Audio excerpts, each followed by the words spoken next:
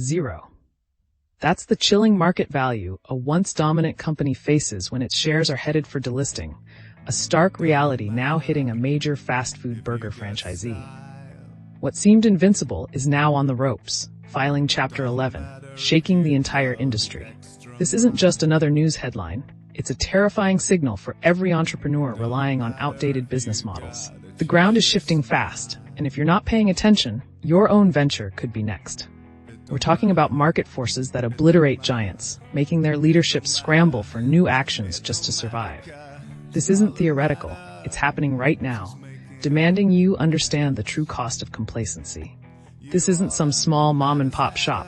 We're talking about a significant player, a franchisee operating numerous locations for a household name burger chain. Their Chapter 11 filing isn't a glitch.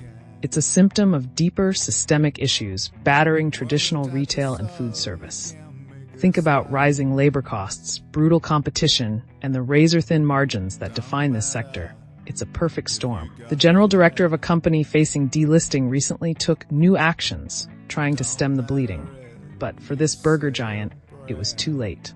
This situation underscores a painful truth. Even established brands with decades of recognition aren't immune to market shifts if they fail to innovate. It's a wake-up call for anyone in business, showing how quickly a once stable empire can crumble under pressure. Here's what nobody mentions about these big-name bankruptcies. They don't just disappear. The fallout creates a vacuum, a sudden gap in the market for everything from prime real estate to lucrative supply chain contracts. While this franchisee's stock, metaphorically speaking, is headed for delisting, agile entrepreneurs are already eyeing up their former assets. This isn't about celebrating failure. It's about recognizing where capital and opportunity are migrating. We've seen similar patterns with major retail closures, where Shopify stores and Amazon FBA sellers swoop in to capture market share that legacy businesses simply couldn't defend. The new actions taken by struggling leadership often come too late, but the market's ruthless efficiency means someone else is always ready to capitalize on the disruption. So what does this mean for your money and your side hustle? This Chapter 11 filing is a stark reminder that resilience isn't just a buzzword. It's your only defense against market volatility. Instead of building one giant, vulnerable revenue stream, you need diversified income.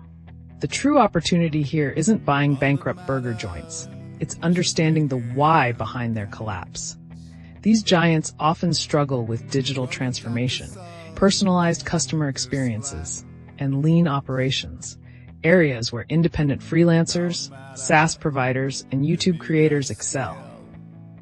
Your concrete next step today: explore micro-franchising or white-labeling services for local businesses.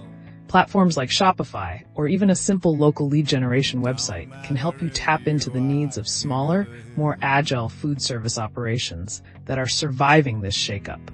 Don't be the giant that crumbles.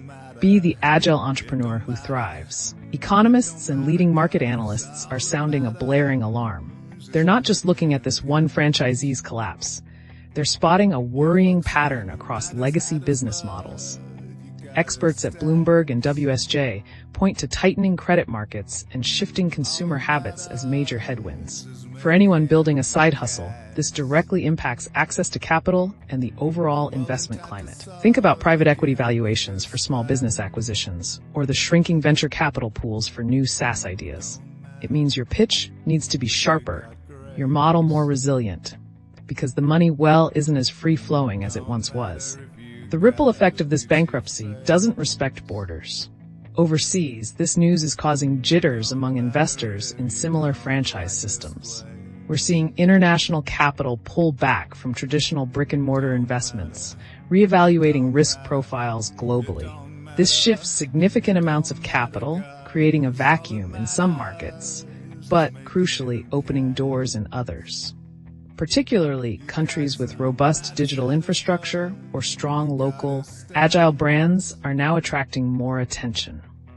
It's a stark reminder that even a localized failure can send tremors through global supply chains and investor confidence, impacting everything from ingredient sourcing to market entry strategies. This isn't an isolated incident. We've seen this play out before. Cast your mind back to the Blockbuster collapse. Or even closer, the retail giants like Toys R Us that imploded. Those weren't just bankruptcies. They were seismic shifts that wiped out fortunes, but also forged new ones. Companies that pivoted early, embraced digital distribution, or offered hyper-specific online experiences thrived.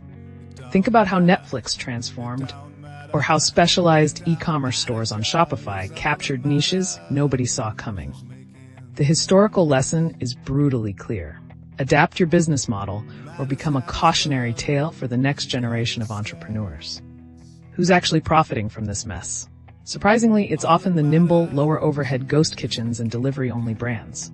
They're leveraging platforms like Uber Eats and DoorDash to scoop up displaced customers without the massive real estate costs.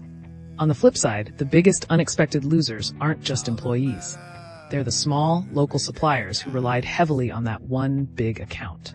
Their payment terms get stretched, or worse, they never get paid. This highlights a critical risk for any freelancer or B2B SaaS provider. Over-reliance on a single large client can decimate your income stream overnight. According to a recent report, 70% of small food suppliers in the U.S. have experienced delayed payments from major chains, with some even forced to take out loans to cover operational costs.